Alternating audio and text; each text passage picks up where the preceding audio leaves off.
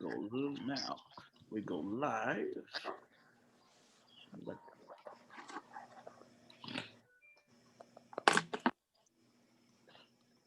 My computer is letting me know.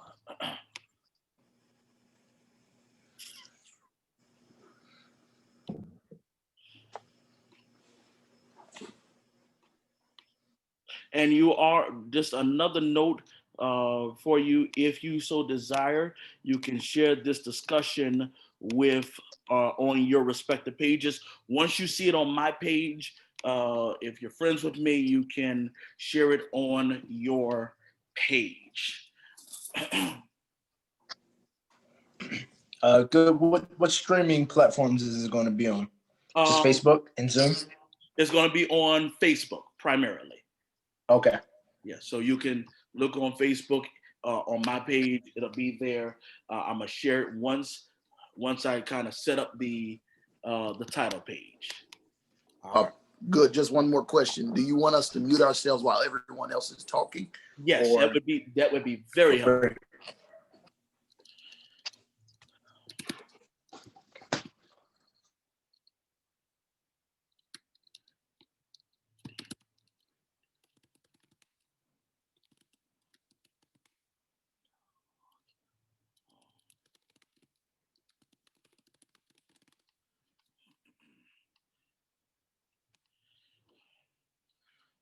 All right.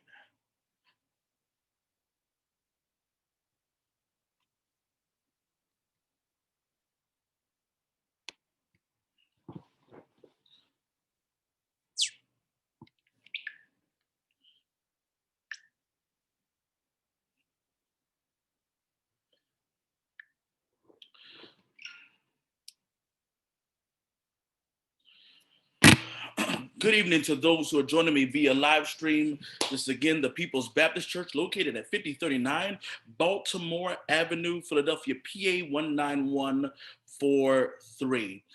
Instead of our normal Bible enrichment that we would have each week at 6 p.m. from 6 to 7, tonight it is my joy and my honor to have with me these faith leaders who are going to come together as we have a deliberative dialogue about the role of the church in a divided society. I am excited and delighted to have these dynamic faith leaders present tonight to share with us in this particular moment. But before we go into this and I allow for introductions, I want to begin with a word of prayer. So will you bow with me? Loving God, we thank you for this day and we thank you for this moment. We're grateful for life and that of it more abundantly. We ask, dear God, for grace in this moment. We pray that this discussion will certainly be fruitful. We ask, in addition to that, that someone might be encouraged, inspired, illuminated just by the conversation. And we thank you for it. In Christ's name, amen.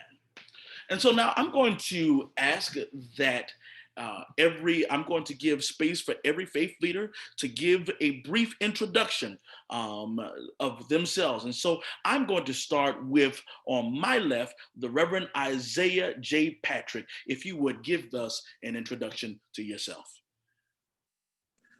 Good evening, everyone, and everyone who's watching on Facebook, to those who are on the panel. My name is Isiaiah J. Pattrick. I am an associate minister at the Redeemed Baptist Church, where my father is the pastor, the Reverend Larry G. Pattrick, in North Philadelphia. I am a husband, a father of one, and it is a blessing to be on this panel with you all and sharing with my brother, Pastor Eric Goode, on his birthday. So I'm just happy to be here, and I hope to contribute to this conversation, something that is insightful and informative for those who are watching. Thank you. I'm going to now turn this over to Reverend Isiaiah Banks. If you would also give your brief introduction of yourself. Well, hello, everyone. My name is Isiaiah Banks. I am the pastor of Second Pilgrim Baptist Church. I'm honored and humbled to be sharing with these faith leaders with such a profound and prolific topic. I am appreciative to my friend, Pastor Goode, and happy birthday to you. I am looking forward to hearing the thoughts and the words that will come from those who will participate on this panel discussion. Thank you. Now I'm going to turn over to my friend, Reverend Tamikia Holder.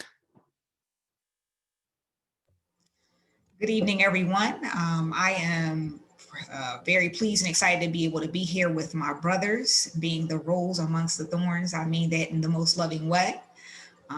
Again, I don't want to be the one that's the odd woman out. So happy birthday, my friend. I am currently serving as the interim pastor of Calvary Baptist Church of Norristown. I am excited about the opportunity to talk about the role and the impact and the possibility that we have as faith leaders and what the opportunity the communities of faith have to make an impact and to help as we attempt to kind of quell some of the fires that have been raised by the last administration, and how we can more fully and truly represent what it means to be a child of God and what it means to be a person of faith in the world today. Thank you. Thank you. I want to also now bring to the platform Minister Masson Bland. Thank you. Good evening, everyone. I'm Masson Bland. I am the Associate Minister at Bethel Missionary Baptist Church in Wappingers Falls, New York, under the leadership of the Reverend Dr. Edward L. Hunt. Don't really like discussing me too much, I'm terrible at introducing myself, but I definitely want to take this opportunity to thank Pastor Goode for affording me this opportunity to be part of this distinguished panel. I hope and pray that some of my own experiences, things that I've learned along the way can help contribute to this conversation. Thank you. Finally, Rabbi Eric Yaonff, if you would introduce yourself. Good evening, everyone, and certainly want to add my good wishes to Reverend Goode on his birthday as well. In my tradition, we say that your birthday is the day that God and the world decided that they could not survive and not sustain without you in this world. And so we certainly would not be here without you. And so for that, I'm grateful. And I look forward to having a conversation where we really try to understand our roles as houses of worship, as vessels of worship and of God's word, and see how that can help ease pain and provide a voice of clarity in a difficult time. Thank you to all of those who, to our distinguished panel. Thank you so much for your introduction of yourselves. Let me provide now a introduction of our topic tonight. For the last couple of weeks, I have been dealing with the subject of the church. The church matters. The church is a group of individuals who have been called and formed by the gospel, sent into the world to share the gospel. But the reality is we live in a world that is divided politically. That division has certainly been made all the more present and even more, how should I say, we see it more fully, even during this administration. It is sadly that we cannot have conversations with one another without it becoming divisive, without it becoming sometimes violent. And the church in and of itself represents, and I want to expand this thought, not only the church, but sacred houses of worship provide a great opportunity. So how do we define our role in this whole scheme? How do we define our role in a divided society where there is, you're either Republican or Democrat, independent, or whatever particular party affiliation you have? In what way can the sacred space, sacred houses of worship, how can we contribute to a constructive conversation. Should we? And so tonight we're going to look at 3 areas. The distinguished panels, we're giving an article, and we will go through that article. I will read the introduction to each aspect of that article. So there are 3 particular roles that are suggested that the church can take. And so what we will do is I will read each piece, and we will take at least 15, 20 minutes to discuss it together, have an organic conversation. And then hopefully by the end, again, the goal is not to see who is right, but the goal is to have a conversation to discover and to discern what is the very best path forward in this moment. Again, we are living in a divided time. And this is a very good opportunity for the houses of worship to come together and to discern a proper way forward. So with that being the case, I will now share my screen, and we will begin the first element of this particular discussion, the church as refuge.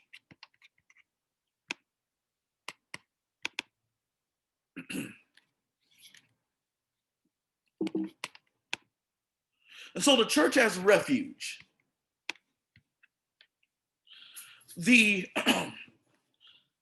And I have to put on my glasses so I can see. The church as refuge, the first 2 paragraphs read this as such.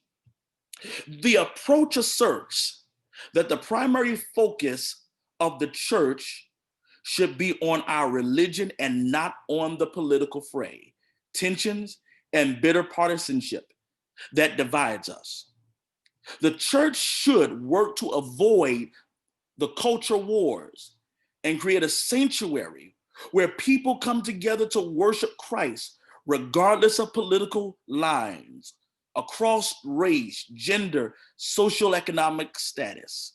This position holds that the fundamental ministries of the church primarily include worship, faith formation, congregational care, and being Christ's presence in the world through service.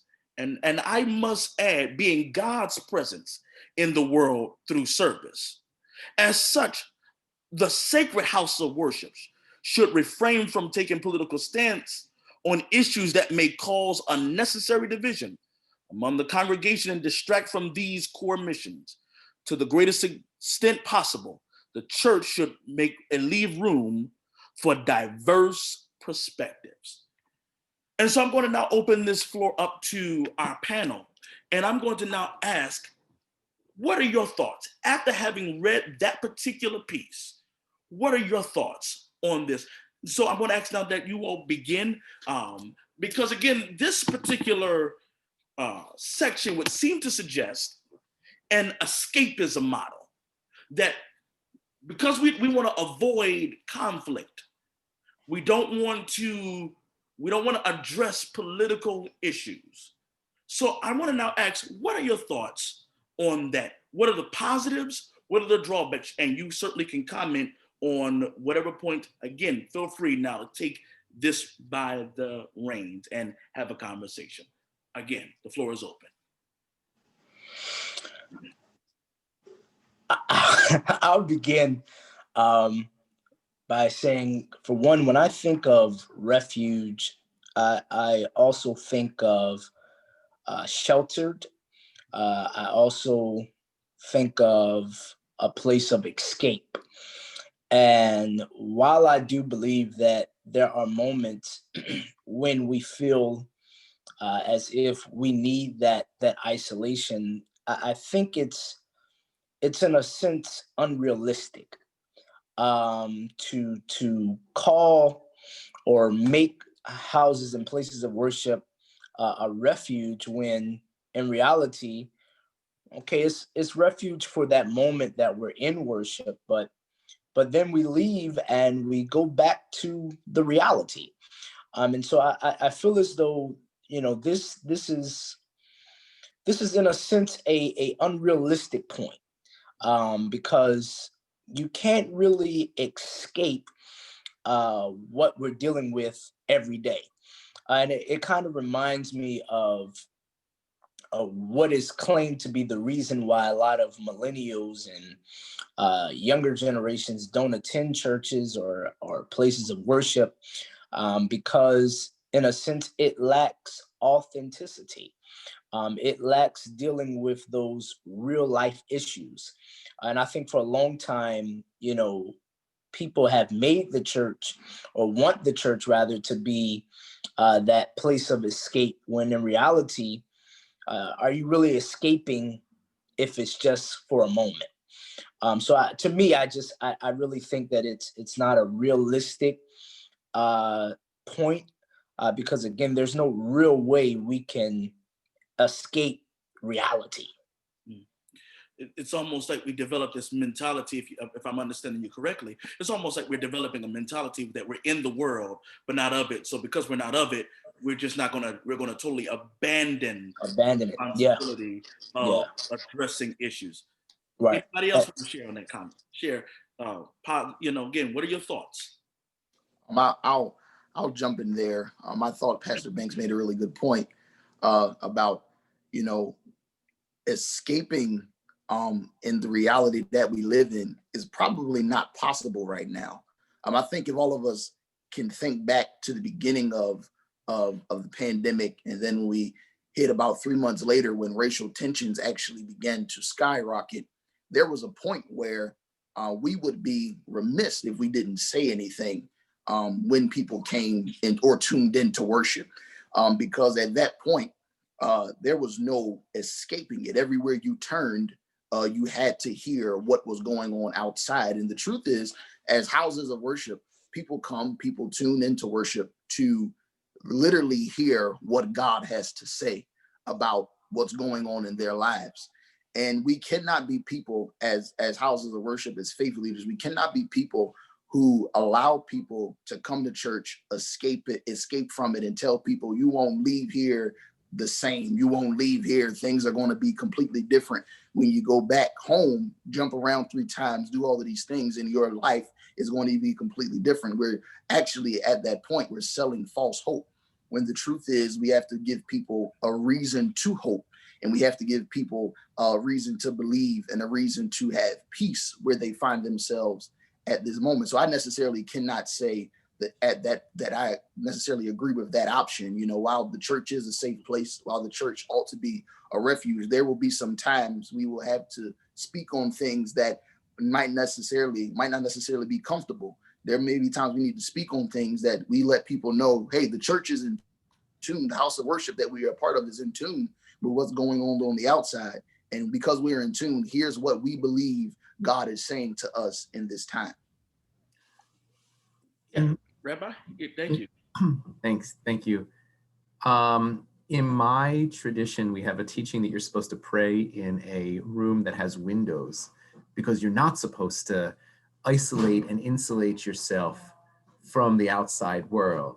And even though we want our sanctuaries to be sanctuaries from violence and sanctuaries for people who are seeking a better life and maybe haven't yet been afforded that life by the outside world, outside of our sanctuary, we want those people to come in. We want those people to be able to be there. It would not be appropriate. It wouldn't be fair. It wouldn't be genuine. I don't even think it would be truthful to the prayers that we are saying if we could pretend that there is not that world, that hard world out there that this summer and these 9 months has only reminded us.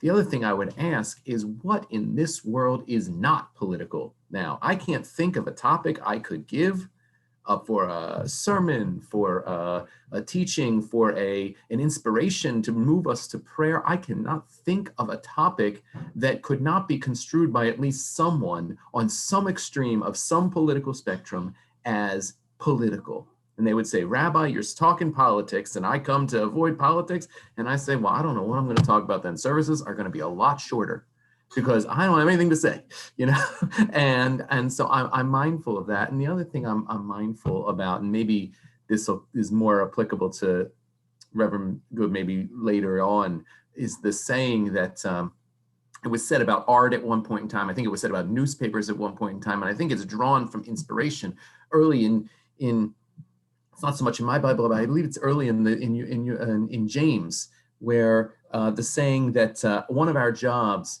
is to comfort the afflicted and afflict the comfortable. And if we're too comfortable, because we provided too much of a refuge and we've closed all those windows and boarded them up because we don't want that outside world in there, I don't know. I feel like at that point in time, we're not doing our job to afflict the people who are too comfortable. So I want to make a statement here. Thank you, Sansaray Prashard, or Sister Sansaray Brown, who made a statement that the legacy of the Black church has always been to address political issues. But I also want to play devil's advocate, because there may be churches where that might be problematic to address political issues. And so I want to bring to the floor Minister Mason Bland to kind of address that issue, if you will. Come on, sir, say something about that. I definitely hear the other perspectives, and of course, I do agree that we should not remain in isolation. However, when I was looking a little bit over this position, when it talks about the fundamental ministries of the church primarily include worship, faith formation, congregational care, and being Christ's presence in the world through service. I mean, to me, that's not just remaining in isolation. That is also going out from inside the church into the world and serving. Now, when it comes to issues, now I personally am of the conviction that as opposed to dealing with the politics per se, I'd rather address the issue. Because at the end of the day, we should address the issue. Now, how we address the issue, I think we should address the issue from God's perspective of the issue, as opposed to taking a particular side. Which side is right? Which side is wrong? I think that we should find out from the Bible what is God's perspective on the issue, and then give that to the people and allow the people to develop their own informed decisions based upon that. Because what happens is, if we, you can check social media. I see it a lot in many of sermons where the sermons are developed and they're preached, and the preacher has a position. And what happens is the preacher has this position with the expectation that everyone that's listening has that shared position. Now, me personally, I am a member of a multiracial church, Baptist church, but we don't have just African Americans in our church. We do have Caucasian in our church. We do have Hispanic in our church. So I think that it's important to deal with the issue, not so much necessarily focusing on the political part of it, whether it's Republican, Democrat. I think we should deal with the issue. Now, that's just my humble opinion. I could be wrong, but that's just my opinion. And I want to say this in this moment, that there are, even within, there are churches where to speak politically, it can actually be an issue. I've heard of instances where pastors have been told, that if you speak on this particular issue, there are negative, or faith leaders, that there are negative consequences that come as a result. And so, I mean, when it comes down to the Black church tradition, it is almost, I can't say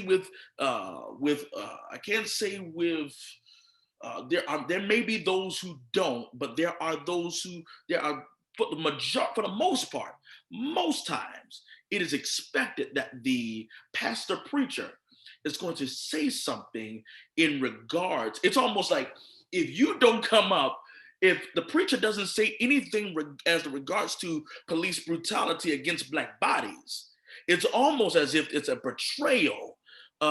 You're not fulfilling your role. Reverend Tamikia Holder, you want to say anything in regards to that? You want to add to that point? I'm interested in doing that. I'm also curious about some of the things that Masson said, because I think one of the things that has been most challenging to me over the past 4 years are those that, most specifically in the Christian tradition, that claim to follow Jesus, have proclaimed gospels. Their leaders have from the pulpit proclaimed gospels that did not sound anything like the Jesus of Nazareth that I know. And so that's been what's been most troubling to me, when we have people that are preaching prosperity gospels.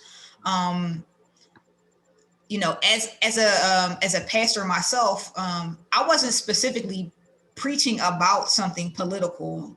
My intro had something to do with Trump, and there was a member that I was informed about that logged off of my sermon before I even finished my intro, because they said they didn't want to hear anything political on Sunday. I co-sign what my brother Eric says. Everything is political. Unfortunately, somehow we've made mass political, which is why we can't get a national mandate about mass, because I believe that all throughout all sacred texts, it's about us prospering and being of good health. I think we can all agree with that. People that practice faith, I'm sure most atheists even could go with that. But part of the problem is the fact that we can't get on the same page about things. When people, whether or not we should support a liberation theology, if we're supporting prosperity, I think that's one of the places that has kept us divided, is figuring out, like, who is Jesus? Who is Jesus to you? Who is Jesus universally? I think that's one of the things that's been really most challenging for me. The Jesus that I know was not sitting in a estate somewhere with multiple cars in his garage. He was not. He was with the people, and he did not have a place to lay his head. So I'm sure that if we were to equate a 2020 version of Jesus, he was probably homeless. And yet there are so many people that claim to follow this Jesus or to follow God, but cannot connect with the call to care for the vulnerable and the marginalized. And so I think that's one of the first places that we got to start if we're going to try to figure out how to be unified. Is like, who are we claiming to follow? Like, can we get on the same page about that? And that's one of the challenges, is that of course the church exists in it's diverse, and so everybody has a perspective when it comes down to certain things. Deacon Natasha Bishop, who's joined our live, has suggested, hey, in all honesty, I expect my pastor to provide a honest assessment of political issues. Again, there are those moments. So my next question, is there a way that we could speak on political issues and yet not be divisive? Before we jump though, I think Isaiah, I'm sorry, I know you're the moderator. I did want to say something else, but Isaiah had his hand raised. So I'm sorry, go ahead. I'm gonna yield to Isaiah. Go Moderator holder, I love it. Moderator. I love it. Thank you. Thank you. I wanted to just say that when you look at, especially what Pastor Holder was saying about, the Jesus I know, I think that when we talk about the Jesus of the Bible that we really read, when we actually look at who Jesus really is, Jesus probably would rub a whole lot of people the wrong way, because he would push the limits on what a whole lot of people think a church person shouldn't do, or what we should not say. In fact, if we always look at the moments that Jesus actually himself showed that side of him that cared about people and had a heart for people who were oppressed, we would actually find ourselves I don't want to say picking a side, but we actually would be picking a side, because there is a side in these times where they are taking advantage of those who are oppressed, and there is a side who is actually the oppressor. And I know the God I serve is a God of the oppressed and not the oppressor.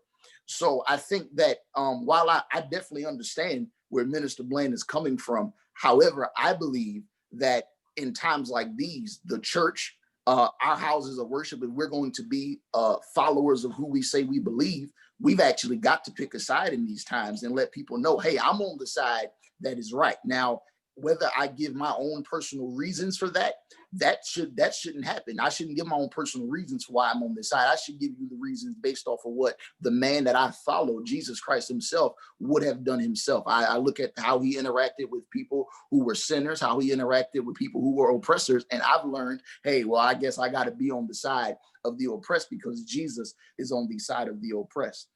He even said it himself. The Spirit of the Lord is upon me. When he goes on to that, he didn't say, I've come so that way people could follow me, multitudes could follow me. I'm here to set at liberty the captive, to talk to the people, to give sight to the blind, all of those things.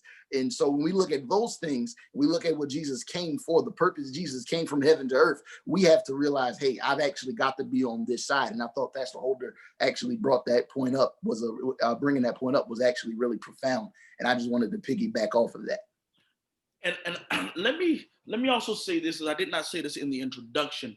One of the things there was a reason why I brought various perspectives on, because I want all voices to be at the table. And so Minister Bland brings a perspective. He brings his perspective to the table. Reverend Tamikia Holder brings a perspective to the table. Rabbi Eric Yaonff brings a perspective to the table. Reverend Pattrick and Reverend Banks. Each of you bring a perspective to the table that's unique and that's enriching. And so that's what makes this conversation unique. And again, I appreciate the various unique perspectives on our interpretation of Jesus. I just saw in our chat, someone made mention Jesus is a table flipper. Again, when you read the Gospels, you certainly read about Jesus. Jesus in this, oftentimes he's often portrayed as this meek and mild individual. But Jesus oftentimes will flip tables over. And so that's but now let's get to the article. I want to get to the article. Let's think with me a little bit about the possible actions. Are there any possible actions from this? So again, looking at the particular in the church being a refuge, is there something in there that we, those of us who may take on a particular perspective, is there something that we can utilize? I believe there is. And so I'm going to leave it to someone to kind of pick that piece out for us. I think Isaiah started us off on a good place, and I'm reminded of the psalmist. And the reminder is that God is a refuge. So if the church is going to be a refuge, the church's responsibility would be to remind the people that God is a refuge. That's the most redeeming part of this option is reminding people that there will be an end to the struggles and the challenges. God calls us to be in cooperation and partnership with God to help in that. I think having settings and situations and circumstances like this where we are able to get together and that we're not trying to argue and fight and haggle, but we're really trying to sit down and listen to one another, reminds us of what the best of what it means to be human, and to be grounded and to be listening and to be with people. Sure. Reverend Holder, I agree with you wholeheartedly.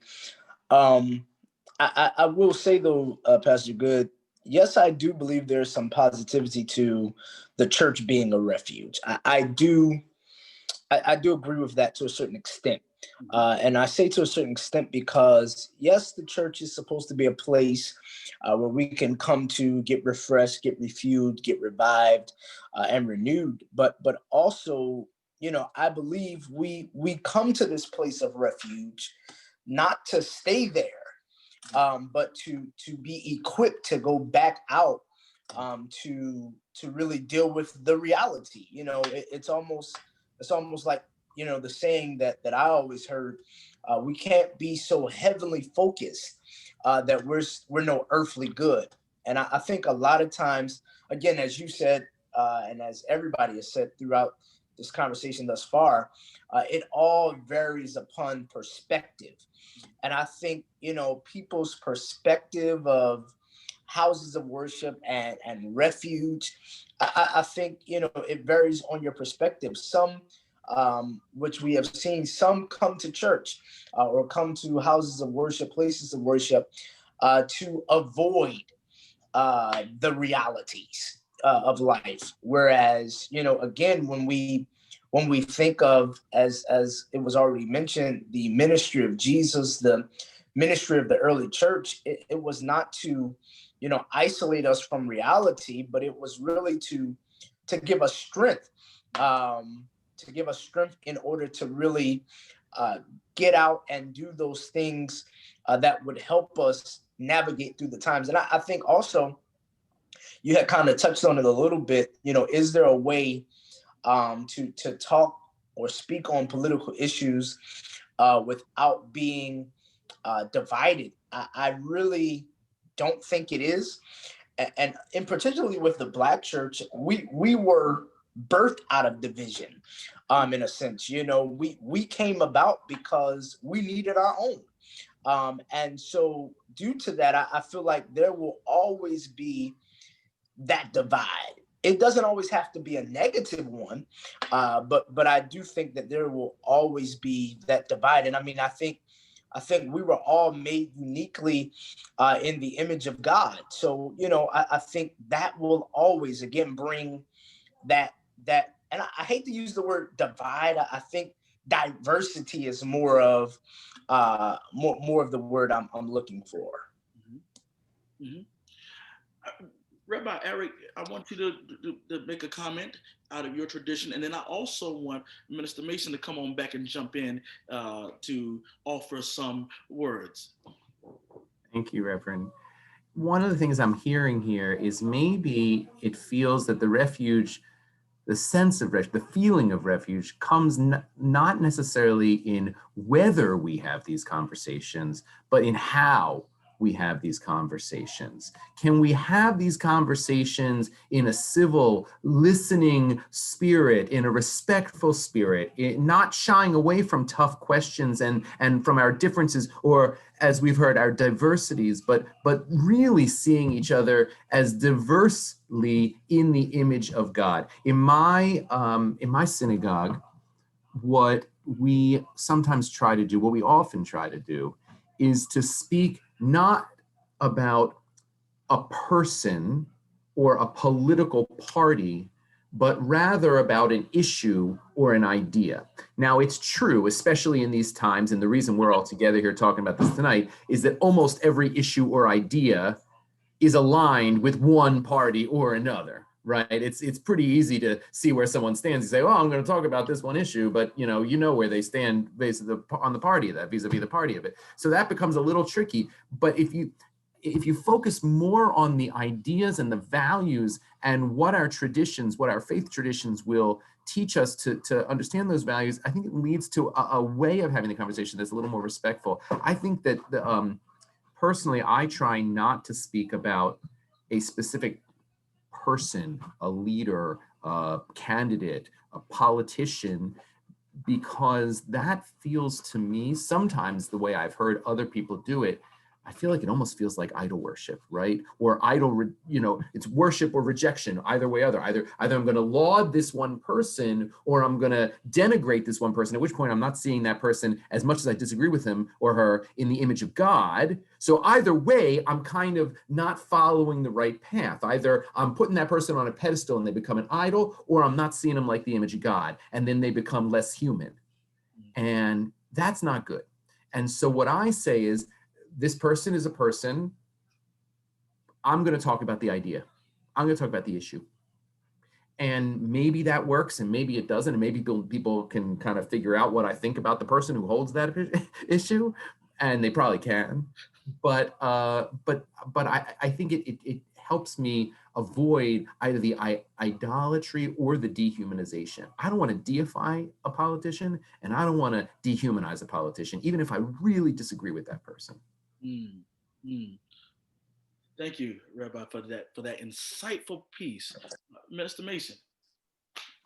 Um, I second that. That's pretty much the same thing I said in the beginning. It's dealing with, of course, the issue and not so much necessarily with the politician himself or herself. I think that that's important that we deal. I by all means, let's address the issue. Let's have the conversation, but let's talk about the issue. And again, I don't view this position as necessarily isolation. I don't view this as necessarily a position where we're remaining confined to the four walls. I mean, the position clearly says being Christ's presence in the world. Now, the question is, how do we do that? That's the question. How do we do that?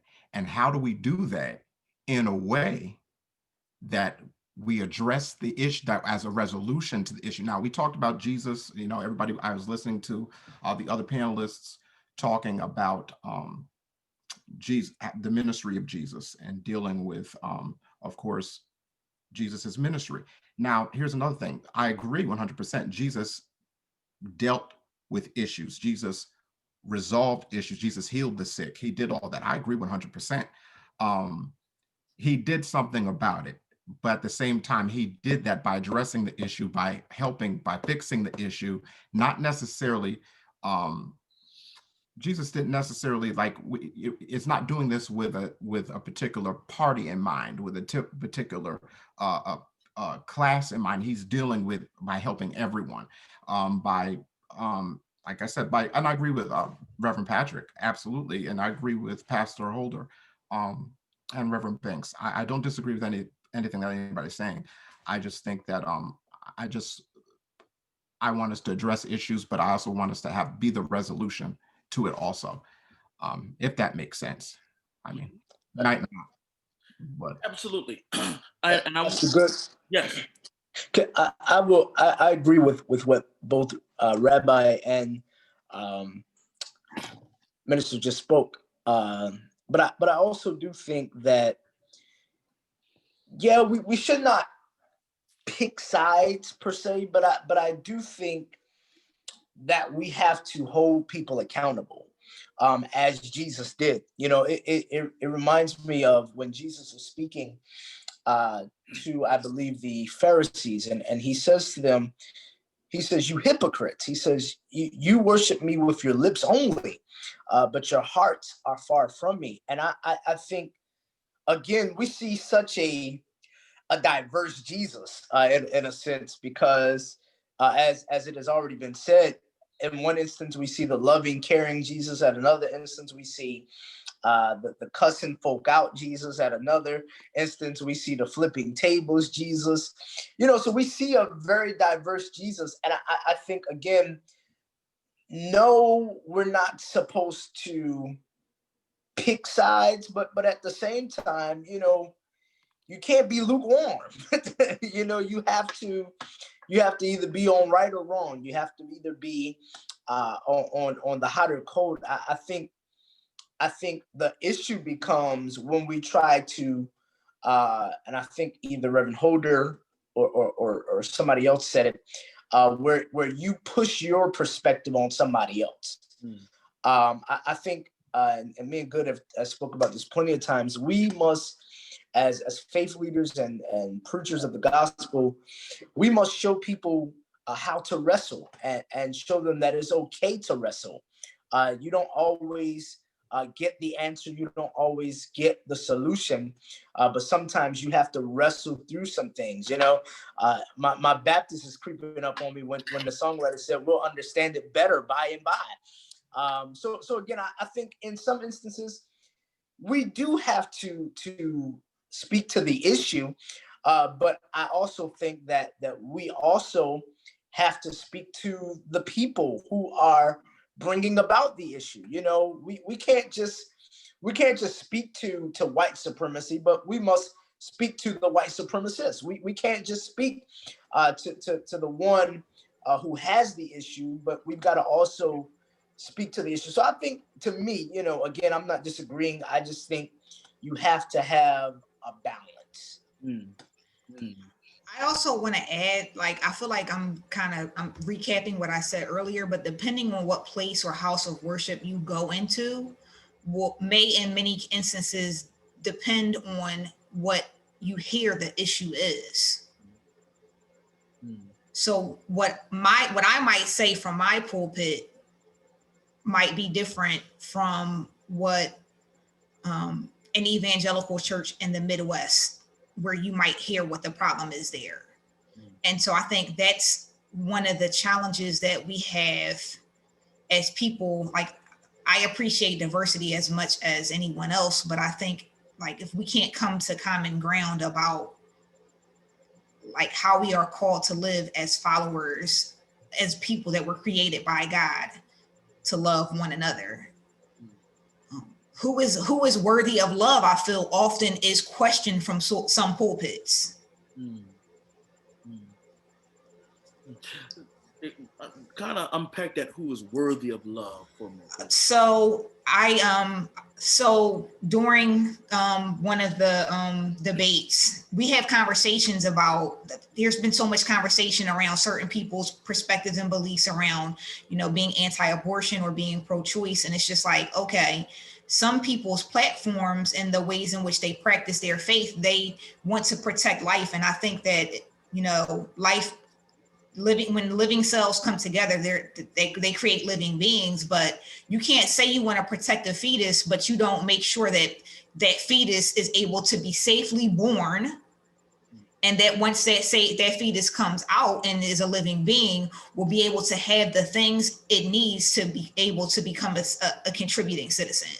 Mm, mm, mm. And so what does that say about what you believe about God and what you believe about life, when you just want to protect the unborn baby that's in someone's womb, but you don't want to make sure that a stimulus package is released to help these Americans that you claim to care about so much?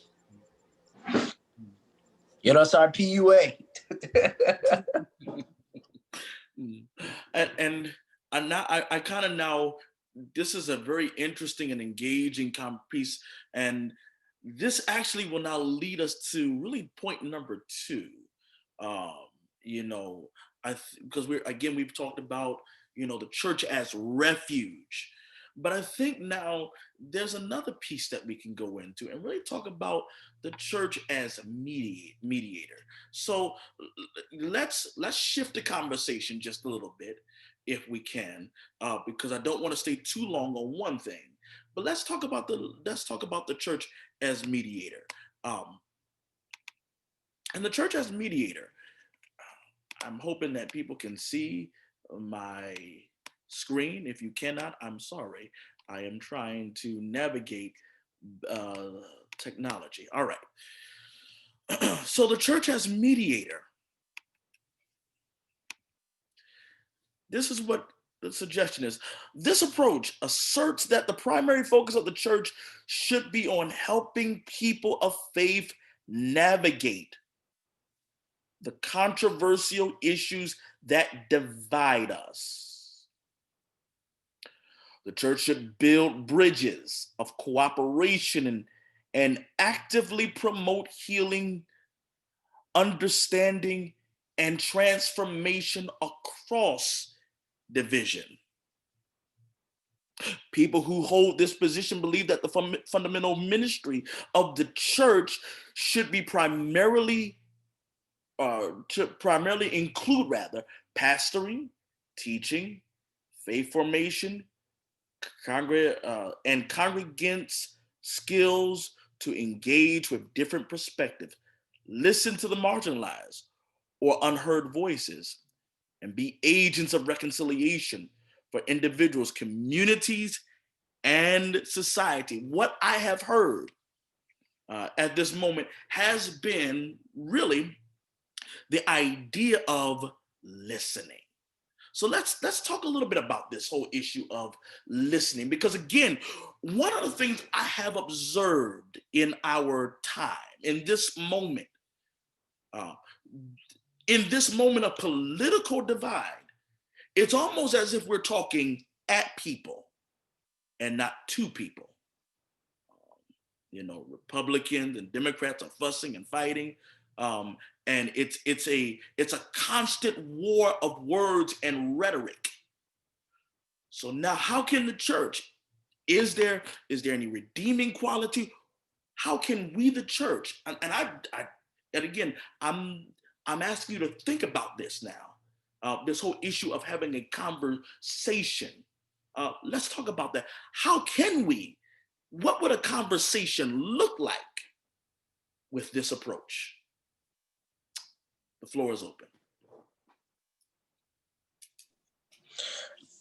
Again, I think, as we have kind of heard throughout this conversation, I think it's about showing people that it's okay to wrestle with things.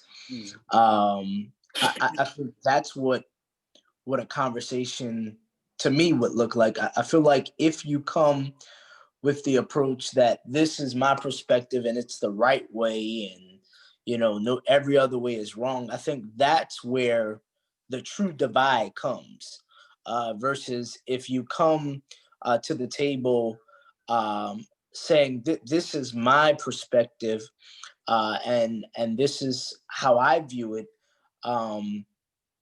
and really show the people that, again, you don't have to necessarily agree with that perspective, and that doesn't make me right, you wrong, or vice versa.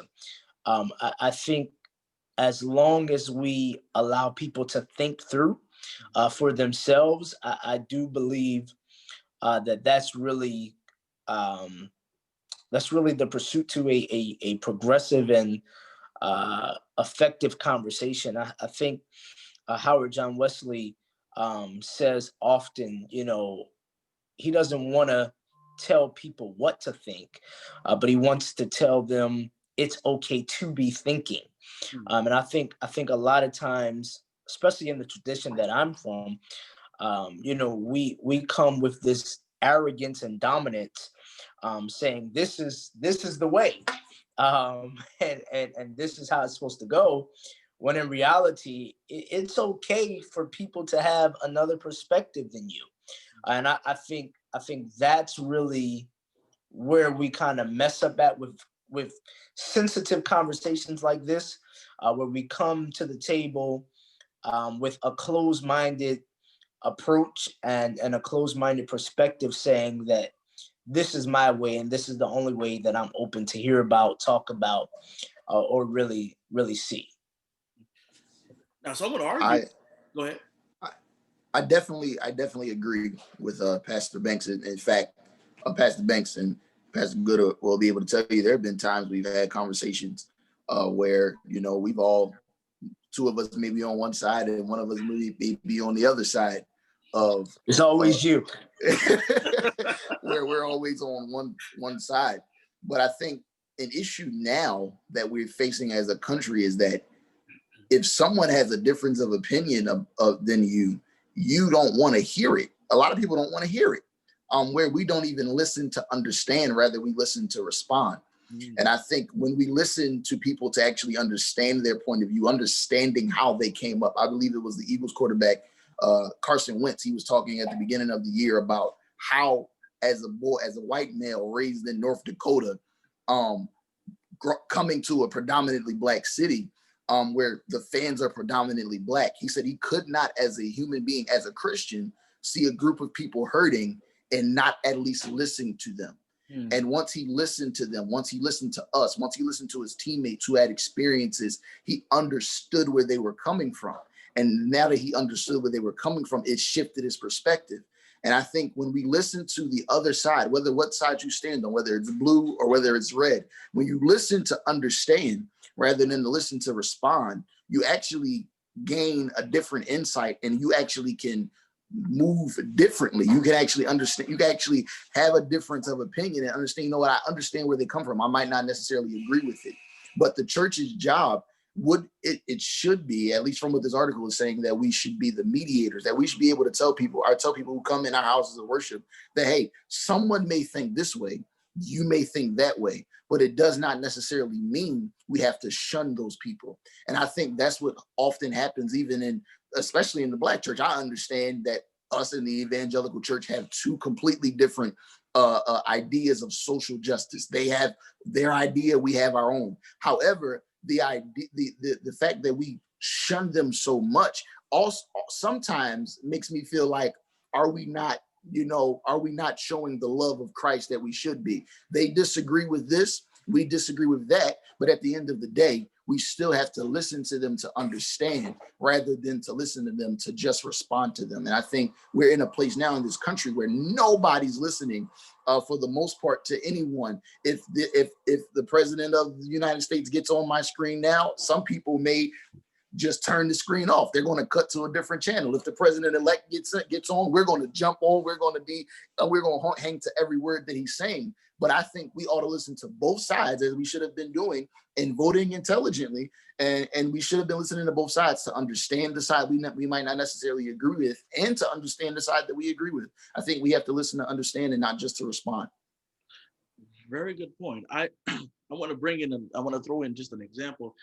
Minister Mason and myself have often had conversations, and we're on two different opposite sides theologically, and there are times when, and Reverend Pattrick, thank you for bringing that up. There are times when him and I will say, this, and Minister Mason will say that, and most times I am listening not to understand, I'm listening to respond, and to get my point across. And so sometimes it's almost like a battle of I'm right, you're wrong. And instead of having a conversation, which is what this article is, which is what this piece is really saying, we got to really listen, because again, there may be some points of commonality that we can really come upon, but sometimes we're so looking for the dividing line that we can't see the commonality. Rabbi, I see you've come off of mute, so come on and jump in. So I'm going to guess, just by the way Mr. Mason is smiling and the fact that you are both on this same Zoom, that you may say, here's why I think I'm right and here's why I think you're wrong, many times. But I'm going to guess that what you don't do is say, here's why I think I'm right and here's why I think you're evil. And that, you don't do that. And that is what I think a lot of our society has come. It's not just that I disagree with you, that part of what I need to do to prove that I'm right is to prove that you are morally less than I am. And if that happens, then we're not listening at all. We're not listening at all. Now, sometimes there are evil people. Sometimes there are evil ideas. But I'm guessing that when the two of you disagree out of genuine difference, and I hope out of a desire to understand one another better, and maybe even understand your own position better because it's being challenged. In my world, we study, one of our fundamental texts is called the Talmud. And the Talmud is basically volume after volume of different rabbis disagreeing with one another. And they're not always so gentle about it. They're not always so nice about it. But I shouldn't say never, they almost never disparage one another to such a way that you would think that the other rabbi is morally evil. Because we're all in it together. We're all trying to find truth. We're all trying to get to a point of truth. And my truth may be different than your truth, but when you challenge my truth, in the Talmud, when a rabbi challenges another rabbi, it said that rabbi increases his own wisdom about what he believes 24 times, multiple of 24. So I'm going to guess that when Mr. Mason, you tell Reverend Goode why he's wrong, it actually makes him better at why he thinks he's right. You're doing a service there because you're not calling him evil. And that I think is unfortunately where our society has come, is in order to win an argument, you have to make the other person look morally deficient. And I lament that. I mourn that. It reminds me, and I won't call the preacher's name because it's not, got to use good ethics here. But it reminds me of a preacher who suggested that to vote Democrat would be is unchristian. So it's all, again, it's almost as if we have come to the place where, again, I can't be a part of a political party because I'm kind of looked upon as morally deficient. Not, again, we're no longer learning to listen to each other, to better each other, but we're learning but we are listening so that we can demean and dehumanize each other. Thank you, Rabbi, for that. Anybody else want to jump in and really add to that piece? I'm reminded of something that's really very basic and simple. Mm. And that is the fact that we have 2 ears and 1 mouth. And there's a reason that we were designed that way. But we just seem to not be able to stop talking and to open up our ears, and more importantly, our hearts. I think what we do miss, or what we've definitely missed in the last, especially, it's been more amplified in the last going on 4 years, is just like that we're all human beings. Whatever the party affiliation, that we're all really just trying to make it, to have, for the most part, we're trying to have the best life for ourselves and for our families.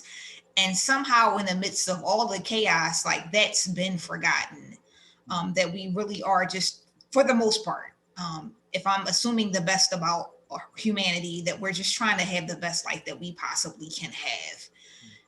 And I mean, I will also honestly admit my struggle, because I've listened to some people say some very amoral things, for people advocating responsibility for things that they've said that have caused harm to a variety of groups of people, and then don't take accountability. And so those things have been really troubling and challenging for me. You know, we all make mistakes. No one's perfect, but when people can't accept responsibility for the harm that they've done and their wrongdoings, and that really is troubling for me. And then for people to get on board with their wrongdoing, that really is very challenging for me. And I will acknowledge that I do have a hard time. I am one of those people that, if, for the most part, 9 times out of 10, if certain people are coming up on my screen, I am going to find another channel. Because every time certain parties have come onto my screen, they've said something to offend another one of my sisters or brothers or kin. And I can't subject myself to that type of personal assault anymore. So I'm choosing not to do that.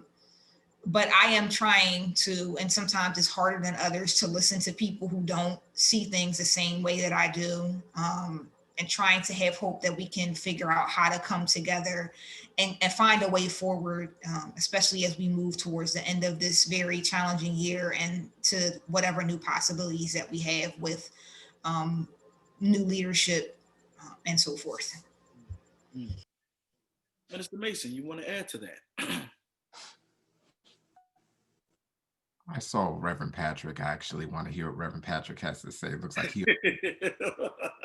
I want to hear it. No, go ahead, sir. Go ahead.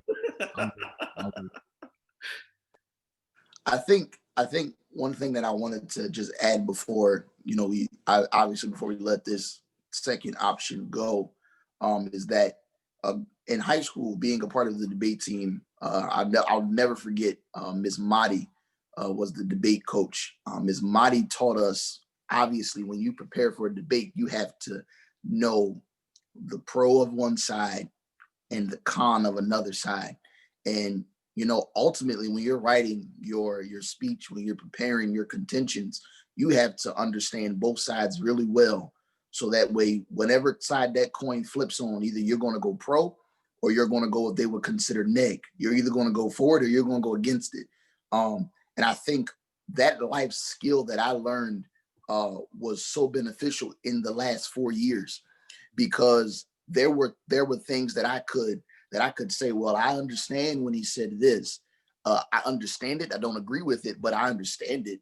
And when someone would say it was amoral, they typically wouldn't be able to say why it was amoral. They just because of how our president said it would be, oh, that was wrong. They couldn't tell you why it was wrong, or they couldn't tell you why what he said was a lie, or why what he said was untrue, or why what the Republican Party is saying they don't agree with, or why the Democratic side they don't agree with. They were just saying it because some of us is just our inclination to go against one side. And we have to understand, I think one of the biggest things as the church, we have to understand how to be the mediator to help others listen to each other, where we're not as good at it. And Pastor said it very well. In our tradition, it is so dominant that this is the way, this is it, this is how we're going to do it. This is what the book says. This is what this says.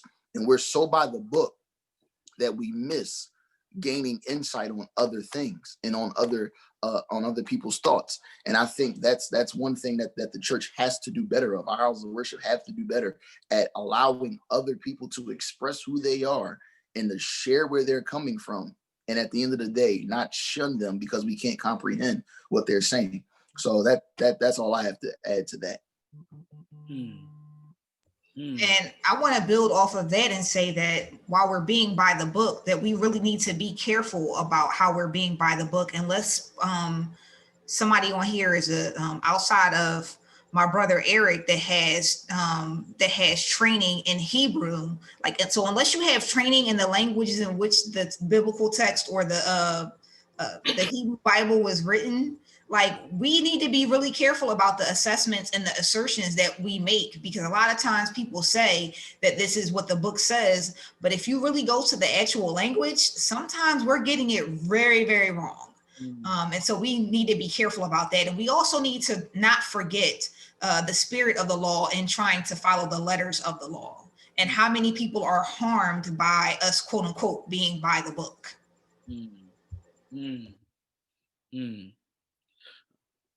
Minister Mason, you want to add to that? Or share your thoughts? Looking at the option, because I printed it out, so I'm reading a little bit of it. It says the church should engage differences with hospitality.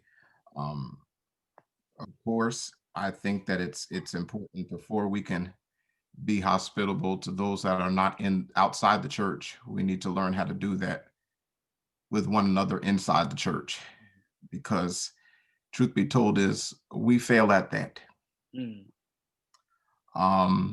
We can't even agree on which piece of the chicken to buy for the luncheons. So we have those small matters that we can't agree on. And if we can't even agree on those small matters, how are we going to come to some common ground with the much weightier ones? Now, I will say, in response to being by the book, I agree 100% of the necessity of course, going to the original languages, not of just the Hebrew, but the Greek also. However, and context matters. Context plays key role. However, I am of the conviction that we can have differences of opinion, but at the end of the day, I do think that what we should do in those moments is refer to the book that we profess to live by.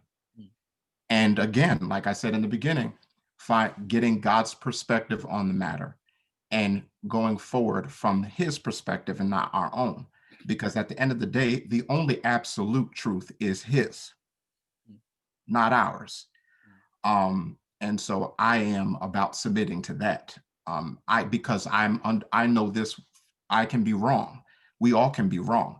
God's never wrong. So for me, it is about us going to the Word of God, finding out what God has to say about it, and us submitting to that. That's my position. I believe that that's important. I do agree 100% with Pastor Holder. We do have to be careful. And that's why we should be implementing the skills of sound exegesis so that we are rightly dividing the word of truth. That's just my little tidbit. I'm going to mute myself now. Indeed, indeed. This is certainly an enriching conversation, and I want to move now to the last part. Want to move now to that last part. You all have been so wonderful. This panel discussion, and you all, thankfully, a lot of our people have been commenting, and so they're enjoying this. So thank you again. So let's move to this last part as we come to wrap up this conversation. Um, and so now we move to the church as a prophetic voice. Um, and now, let me read this. This approach asserts that a primary focus of the church should be to engage in the public square in order to live fully into its mission. The church should be a prophetic voice in the midst of the political fray, tension, and bitter partisanship and that divides us.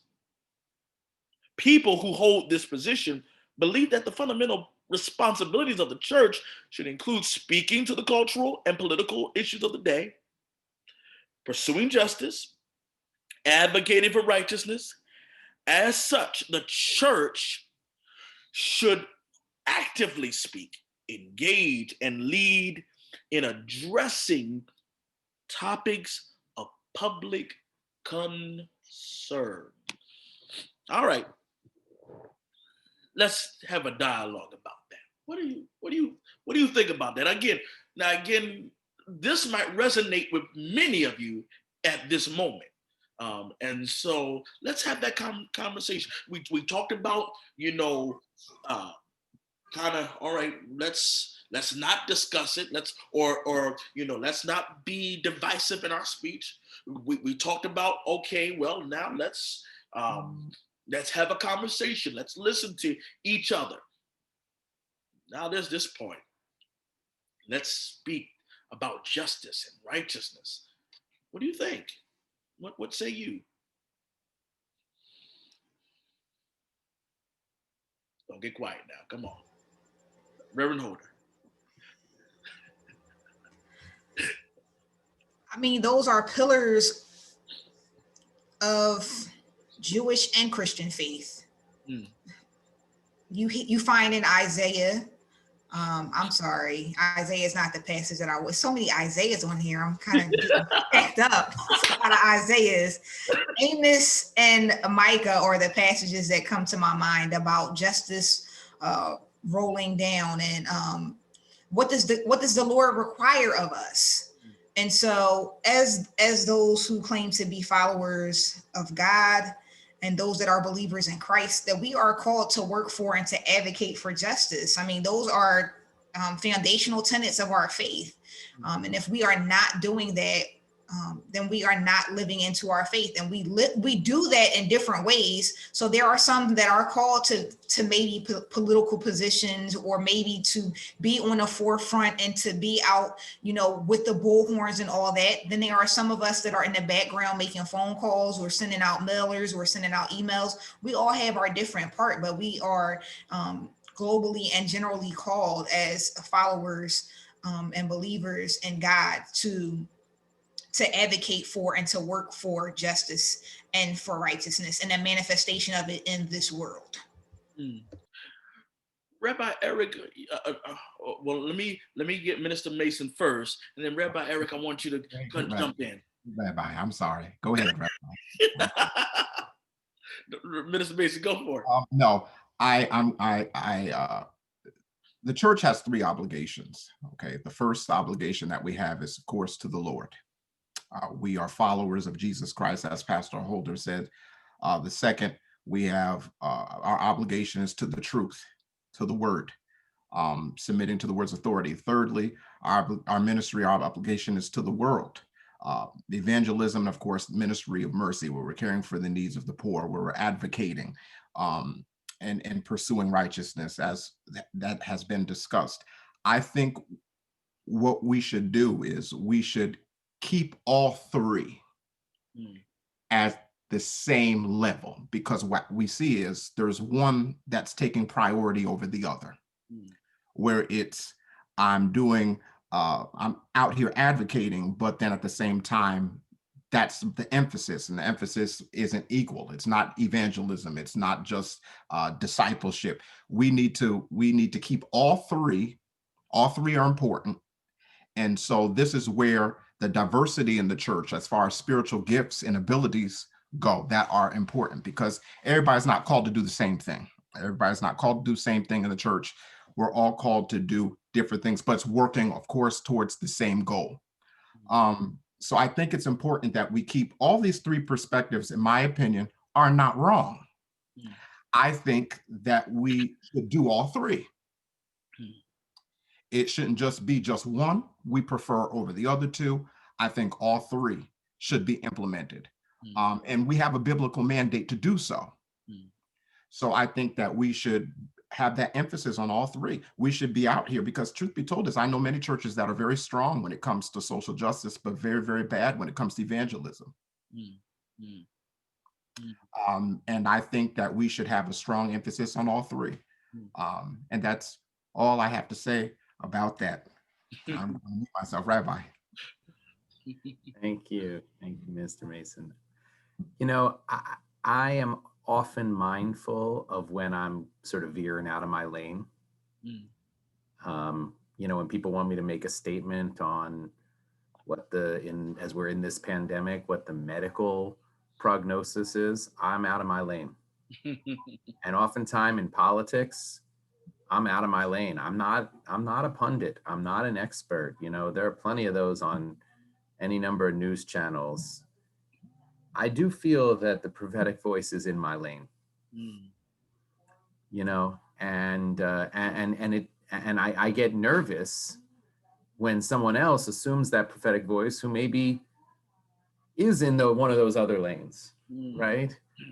You know, and so I'm mindful of not leaving a vacuum where someone who maybe is an expert someplace else and has tons of gifts, God's gifts to give in some other lane.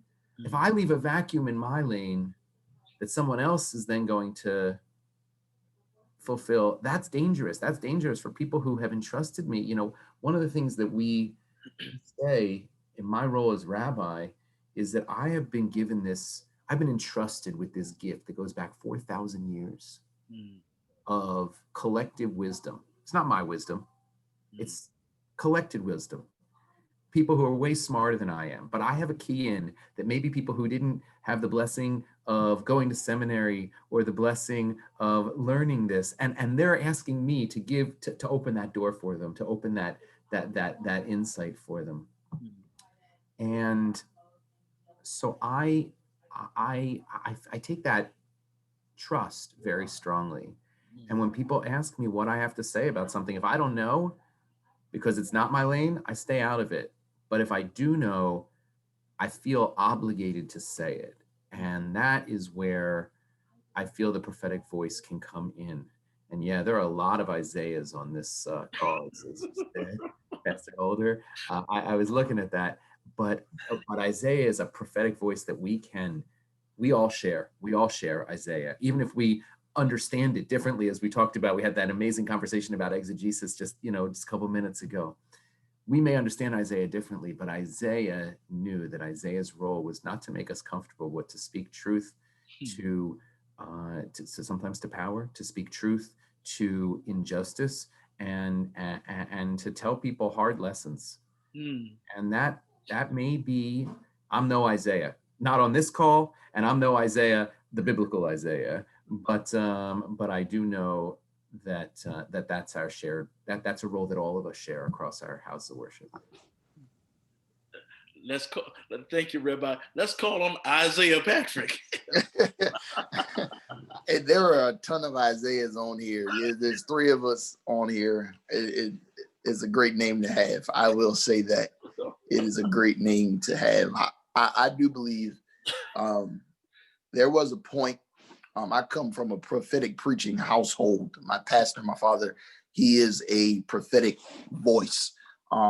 He's one who, as a child growing up, I used to think, man, did he read the daily news before he got to the pulpit?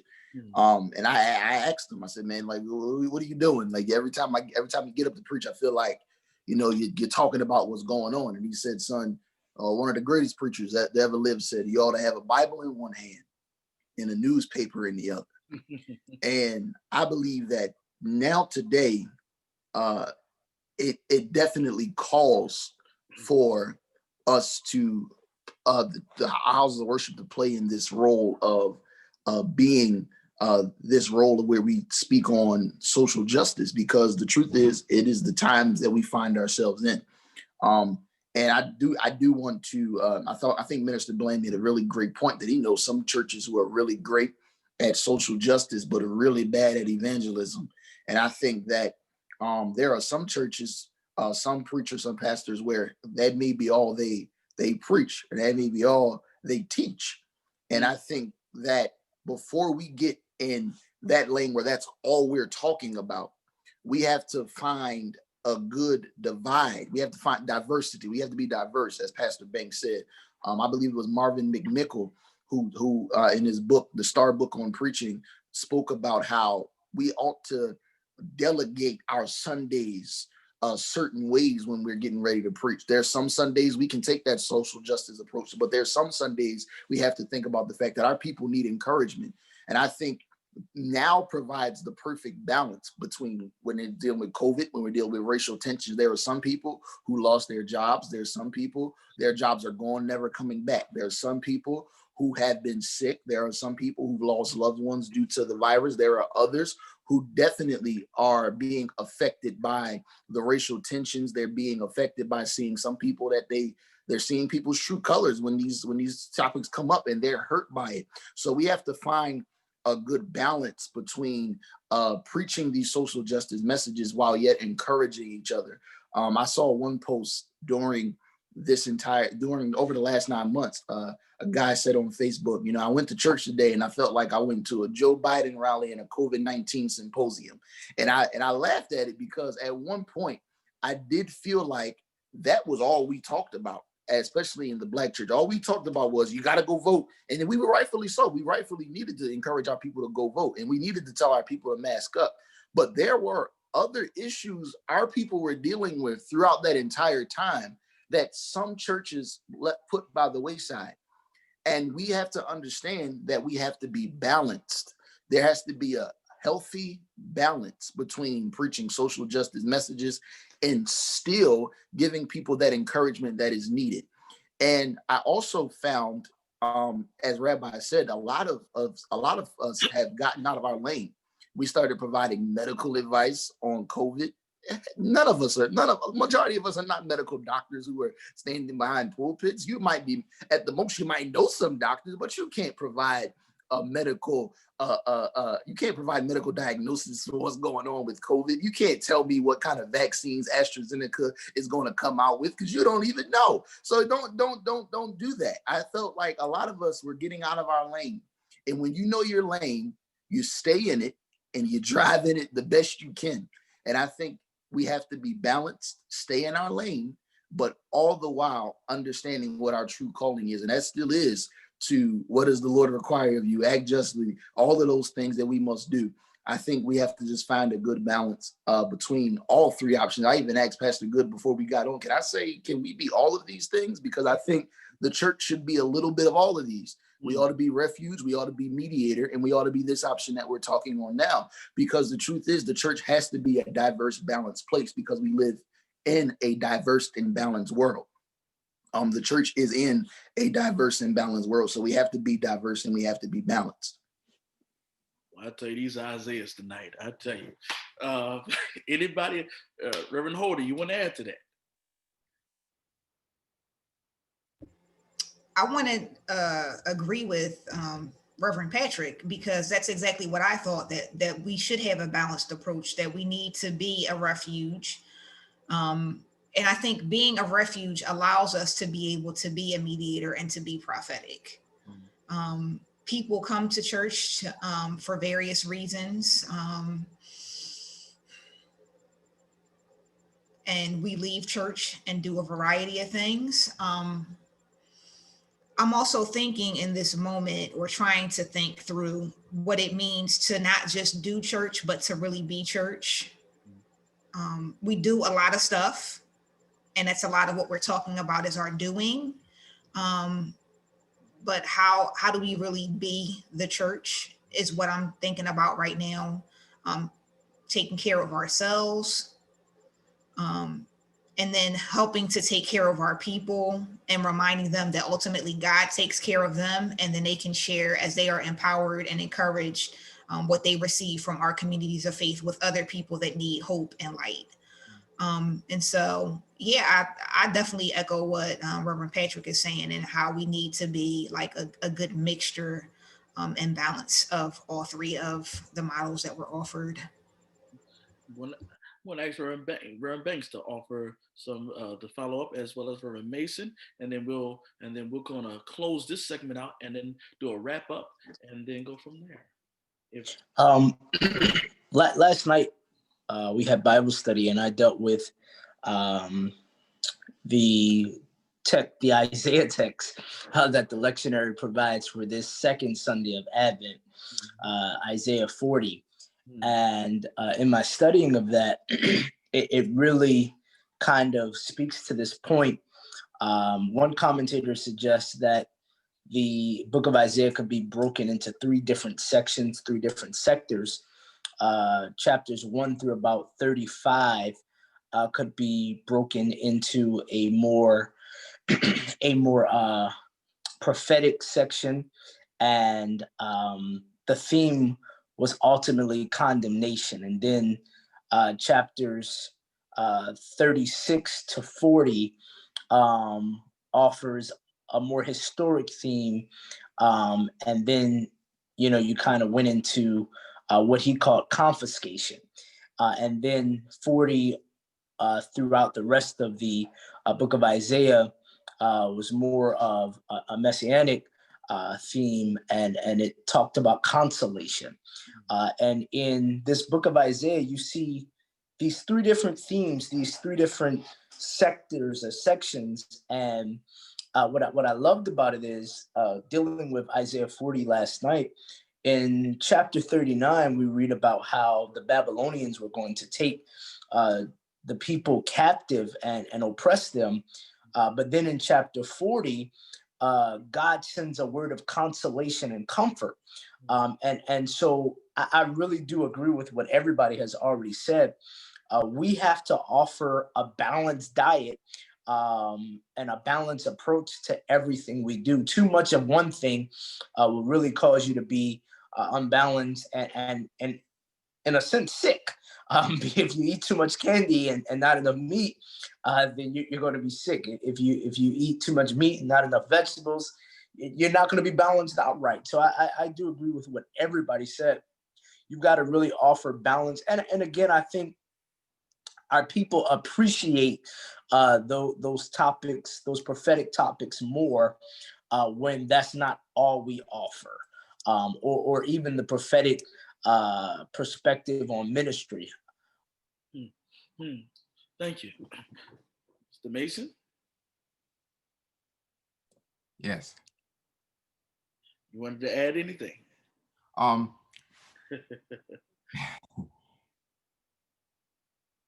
We have a great deal of division, and we've talked about that, and of course we know that can't be denied.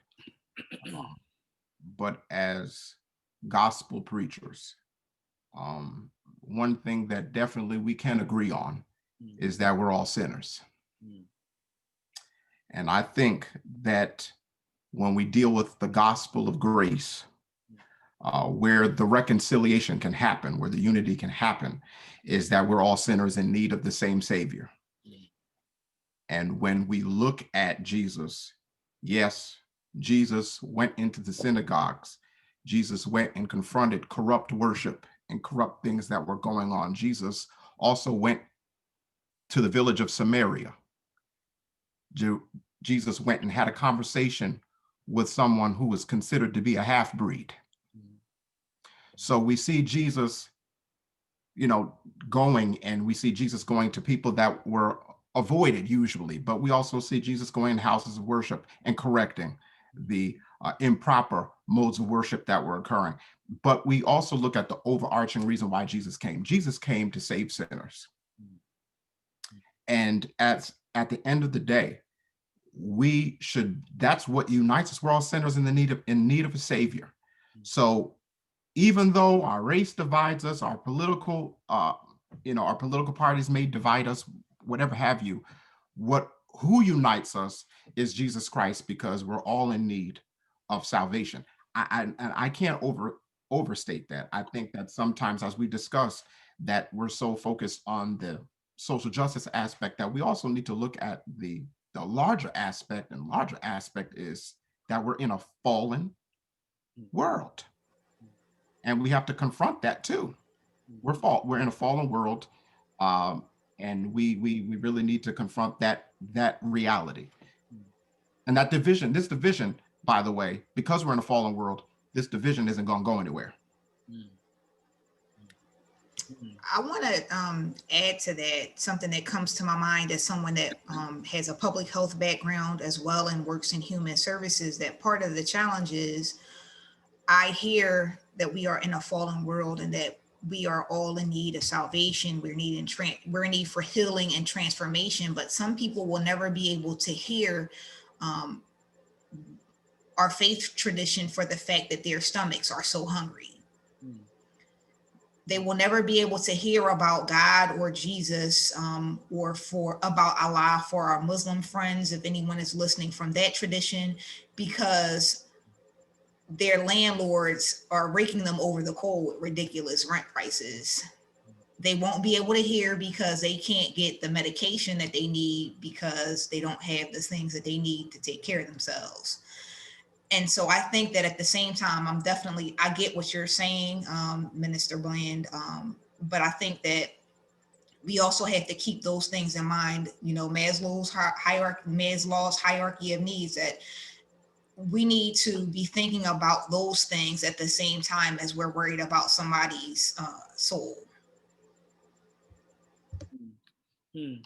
I agree 100%. And that's why in a few moments ago, I made mention why we need to maintain all three. All three are equally important. I'm not putting that above the others. I will say that in order to have an effective ministry, in order to have healthy, strong churches, you need to have all three.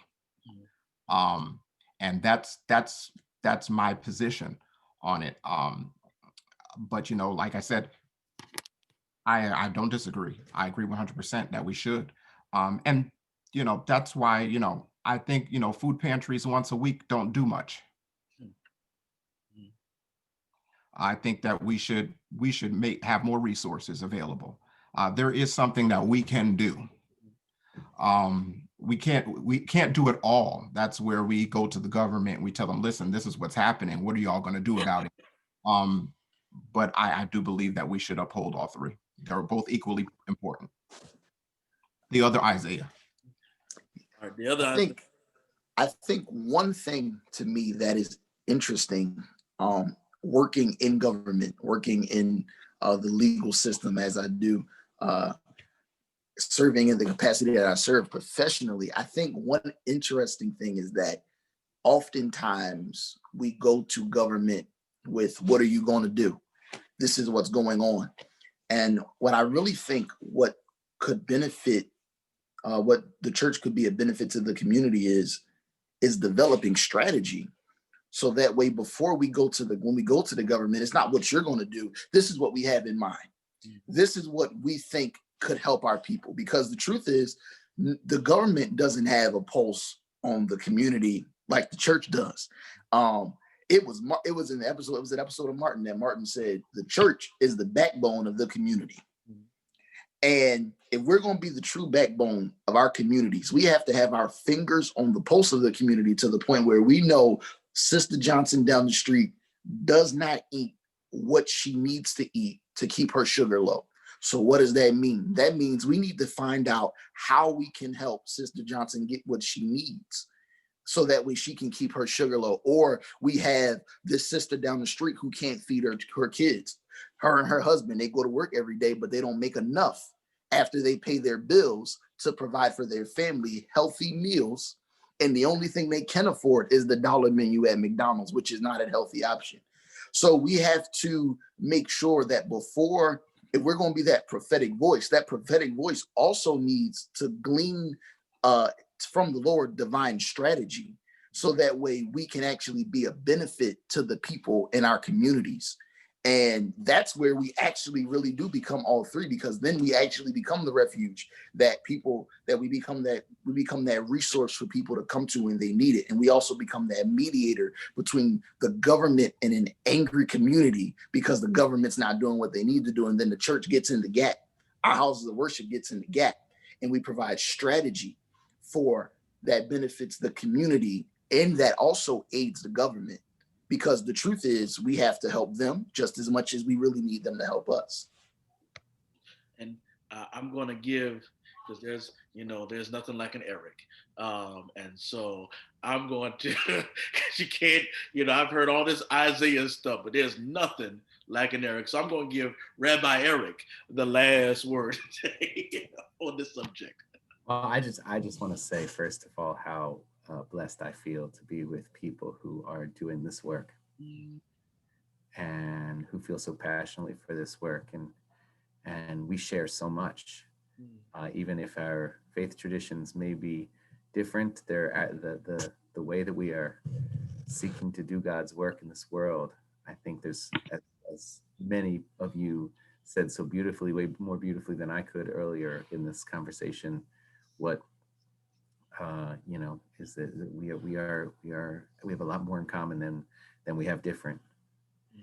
But one of the things that occurs to me as I was listening to both Isaiahs just now is, and I don't want to, first of all, we should make sure that even though there are two Erics and currently two Isaiahs, there's a Tamikia on here too. So let's be honest on that.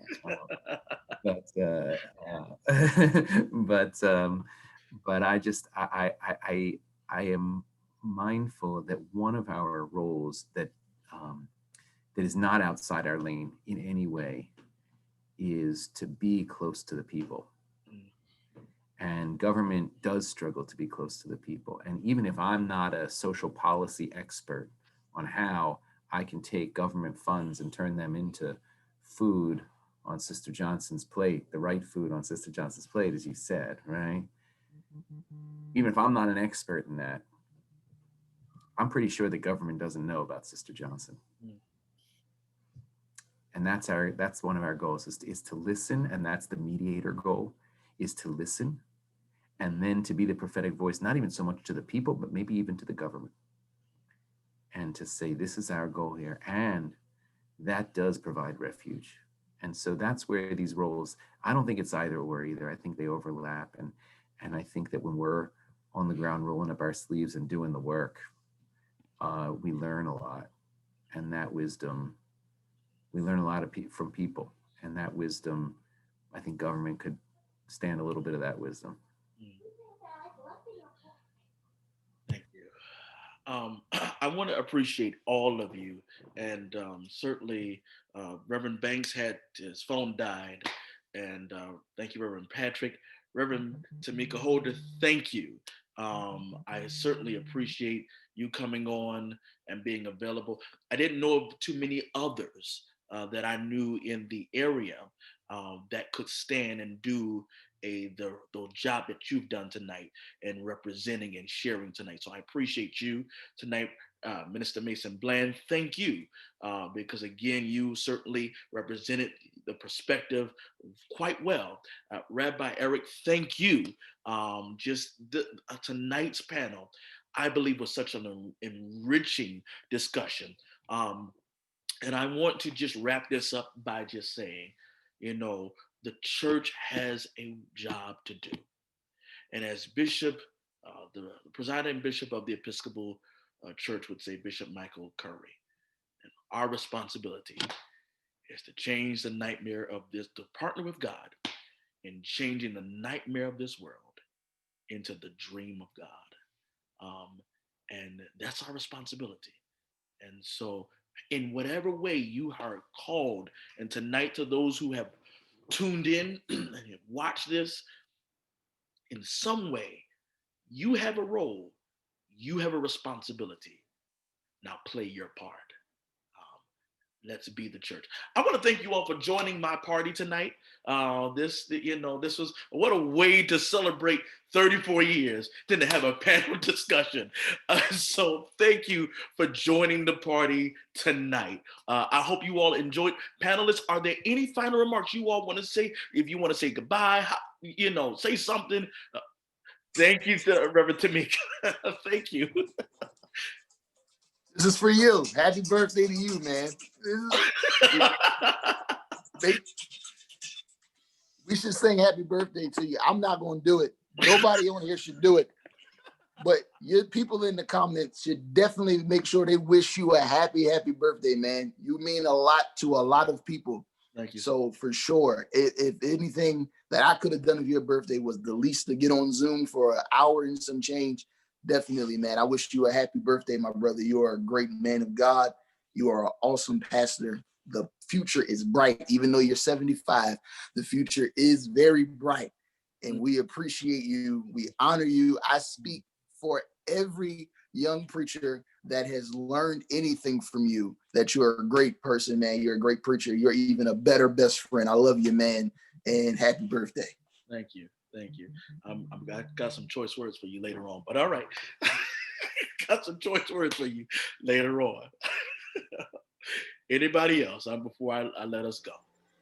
I'd like to say thank you for the opportunity and appreciate my brethren for an opportunity to demonstrate what it's like for us to be able to have a civil conversation, to be able to listen and to hear, and again, not just listen with our ears, but listen with our hearts, and then to do that hard work that it requires for us to try to see how we can come alongside of one another to live out what it really means to be a child of God and to help spread love and light, especially in times which are really, really difficult and challenging for so many people, for us to be an example to other people. And so while other negative things might get more press, I'm hoping that this gets good press and that other people will see it as an example, and that other spaces and places will create opportunities for dialogue and for people to exchange thoughts and ideas, so we can try to be a refuge for people, and that we can be mediators and we can share good news and be prophetic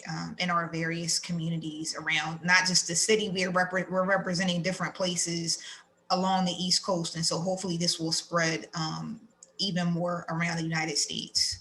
So thank you again. Bless you. Minister Bland? All right, he said enough. Rabbi, are you good? All right, let's pray once again. Holy God, we thank you again for such a beautiful moment, a time of conversation, a time of growth, a time of just sharing. Again, thank you for those who have tuned in. Thank you for all that has taken place in this moment.